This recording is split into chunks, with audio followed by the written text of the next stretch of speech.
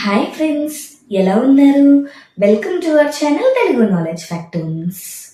ఈరోజు వీడియోలో నేను మీకు ఒక టాపిక్ గురించి చెప్పబోతున్నాను.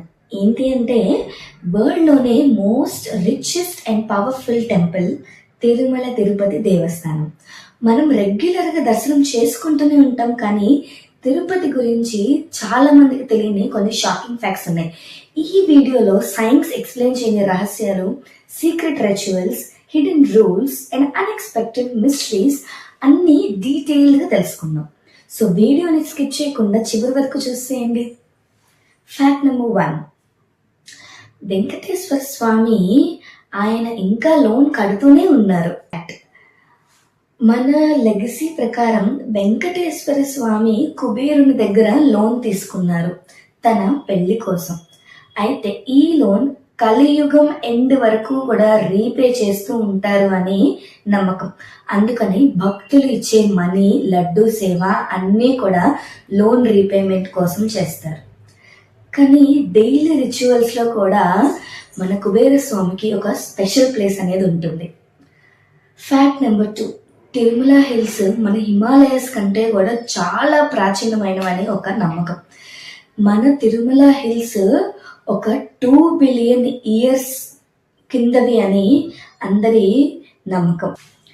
అది ఒక రేర్ జియోలాజికల్ ఫార్మేషన్స్ ఉన్న కొండ అన్నమాట. అందుకే దాన్ని ఆది వరాహ క్షేత్రం అని కూడా పిలుస్తారు. Nature plus spirituality plus science అన్నీ ఒకటే చోట ఉండేది మన Tirumala. Fact number 3, no bells will ring in గర్భగుడి. మన గర్భగుడిలో తిరుమలలో బయట ఏరియాల్లో గంటలు ఉంటాయి, కానీ గర్భగుడిలో గంటలు అనేవి ఉండవు. అక్కడ గంటలు మోగవు. రీజన్ ఏంటంటే వెంకటేశ్వర స్వామిని మన మానవ రూపంలో ఉన్న ఒక రాజులాగా ట్రీట్ చేస్తారు. ఆయనకి ఈ గంటల శబ్దం ద్వారా ఏదైనా డిస్టర్బెన్స్ ఉంటుంది అని అలాగా రూల్ మెయింటైన్ చేస్తారు. అన్ని టెంపుల్స్లో ఇలా ఉండవు, చాలా కొన్ని టెంపుల్స్లో ఇలాంటి రేర్ రూల్ ఉంటుంది. ఫ్యాక్ట్ నెంబర్ 4, గర్భగుడిలో ఒక దీపం ఉందండి. అది కంటిన్యూగా వెలుగుతూనే ఉంటుంది. దాని ఆయిల్ ఎక్కడి నుంచి వస్తుంది అనేది మాత్రం ఎవ్వరికీ తెలీదు.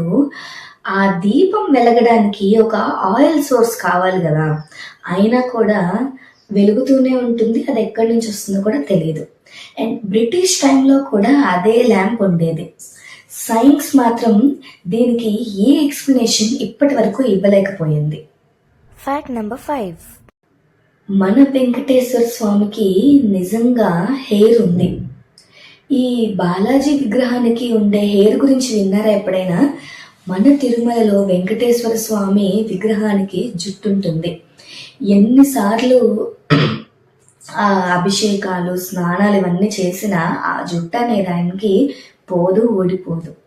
అందుకే దానికి గుర్తుగా భక్తులు వాళ్ళ తలనీలాల్ని సమర్పించుకుంటారు.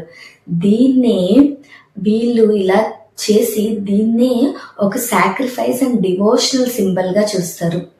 ఈ హెయిర్ ఎక్స్పోర్ట్ ద్వారా టీటీడీ వాళ్ళు కొన్ని కోట్ల రూపాయల్ని ఎర్న్ చేస్తున్నారు. యాక్చువల్గా తిరుపతిలో రోజుకి కొన్ని లక్షల మందికి అన్నదానం చేస్తారు ప్రతి పూట కూడా. ఇక్కడ మిరాకిల్ ఏంటో చెప్పనా, ప్రతి పూట కూడా ఎగ్జాక్ట్గా ఫుడ్ ప్రిపేర్ అవుతుంది. ఇటు ఎక్సెస్ ఉండదు, ఇటు షార్టేజ్ కూడా అవ్వదు. యాక్చువల్గా క్వాంటిటీ ఎప్పుడు కూడా ఇంతే ఉండాలని డిసైడ్ ఏం చేయరు, కానీ అది కరెక్ట్గా సరిపోతుంది. ఇది దేవుడి ప్లానింగా లేదంటే పర్ఫెక్ట్ మేనేజ్మెంట్ అనుకోవాలా, స్టిల్ ఒక మిస్టరీ అన్నమాట. తిరుపతిలో ఒక స్పెషల్ రూల్ ఉంది. ఏ ఫ్లవర్స్ కూడా వెంకటేశ్వర స్వామి విగ్రహానికి ఉన్న పాదాలని తాకవు. ఎందుకంటే ఆ పాదాలు ఉండే ఏరియాని చాలా పవర్ఫుల్గా కన్సిడర్ చేస్తారు. డివోటీస్, భక్తుల యొక్క కంటికి కూడా చాలా క్లియర్గా కనపడదు.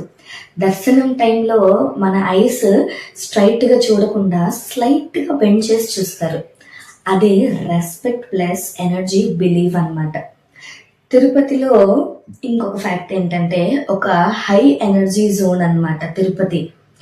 సైంటిస్టులు అండ్ భక్తుల నమ్మకం ప్రకారం తిరుపతిలో ఒక హై పాజిటివ్ ఎనర్జీ ఉంటుందన్నమాట.